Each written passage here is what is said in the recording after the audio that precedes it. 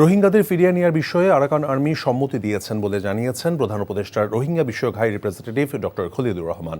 বিকেলে foreign service একাডেমিতে ব্রিফিংয়ে তিনি বলেছেন, রোহিঙ্গা প্রত্যাবাসনের সময় বিবদমান দুপক্ষের মধ্যে যুদ্ধবিরতি দরকার। জানান, ঈদের আগে রোহিঙ্গা প্রত্যাবাসন নিয়ে কাজ করেছে সরকার।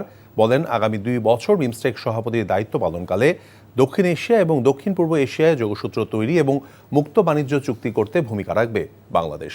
সাইডলাইনে নরেন্দ্র মোদীর সঙ্গে প্রধান উপদেষ্টার বৈঠক প্রসঙ্গে তিনি বলেন, মোদী জানিয়েছেন, ব্যক্তি বা দল নয়, বরং ভারত বাংলাদেশ সম্পর্ক হবে রাষ্ট্রের সঙ্গে রাষ্ট্রের।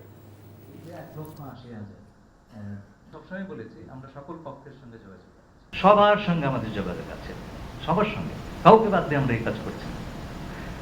আরাকানে যাতে শান্তি এবং স্থিতি কিছুটাও দ্রুত ফিরে আসে, মায়ানমার সরকারের সঙ্গে আলাপ করেই আমি সেক্রেটারি জেনারেলের কাছে গিয়েছি এবং তাকে আমরা বলেছি যে রাখাইনের যে মানবিক সমস্যা, যে সংকট, সেইটা মোকাবেলার জন্য আন্তর্জাতিক সাহায্যের বিকল্প নাই। বান্ডেল থাকলে প্রতি সেনমানিতে টাকা বাঁচবে। বিকাশ সেনমানি বান্ডেল কিনে জিতুন প্রতি লেনদেনে।